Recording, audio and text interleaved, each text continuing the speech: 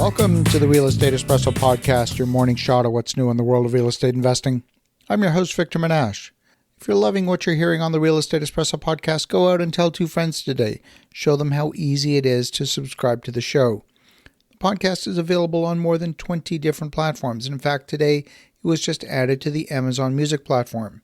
So wherever you listen to podcasts, you're sure to find the Real Estate Espresso Podcast.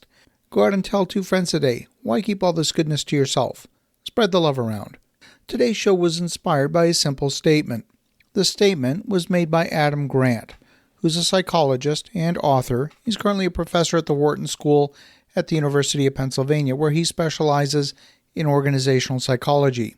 I've read several of his books, and his latest book, called Think Again, was our book of the month for March of this year. Now, sometimes you hear a statement so profound that if you're not paying attention, it can pass you by. Now, this statement by Adam Grant literally stopped me in my tracks. It was about 6 a.m. this morning, and I was listening to a podcast as I was waking up. I'm going to paraphrase what he said, so it won't be a direct quote. He said, "The reason mature companies do so much better than startups is they can focus on the hard things associated with optimization. Startup companies are so focused on the hard things associated with the launching of the business." I heard that statement and had a moment of penetrating clarity. His statement really got me thinking. The leadership of any organization can only focus on so much at once. They're either focused on building the business and its very survival, or they're focused on optimizing their performance. It's rarely both at the same time. You can determine a lot about a company by making that simple assessment. Where is the organization focused? As I look at our own organization and look at the nature of the conversations that are happening in our daily staff meetings, I can clearly see that we're focused on optimization activities. There's existing systems. They may not be perfect, but we have systems. These systems are being used repeatedly on multiple projects. Sometimes we experience startup mistakes when a new system is implemented or an existing system is redesigned. But for the most part, we're making optimizations aimed at improving our own performance and our own effectiveness. When you're inside any business, there's a tendency to see all the problems and the imperfections.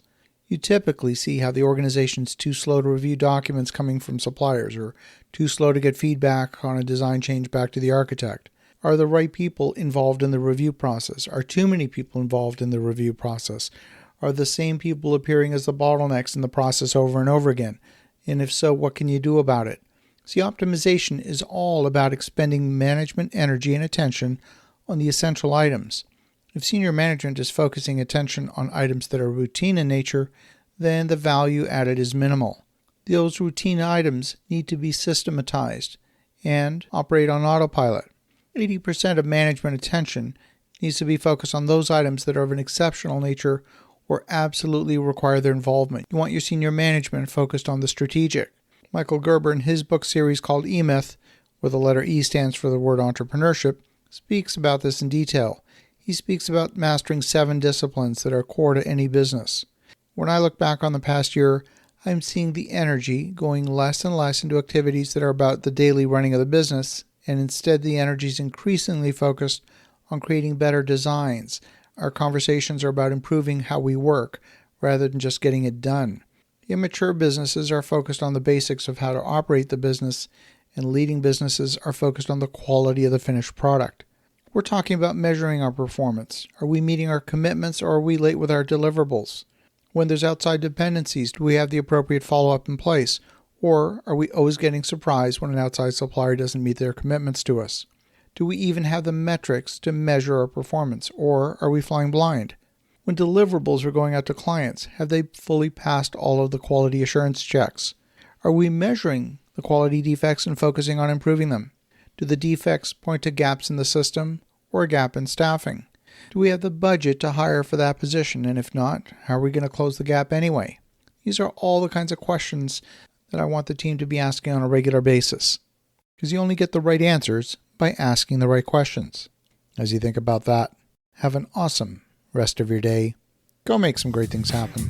We'll talk to you again tomorrow.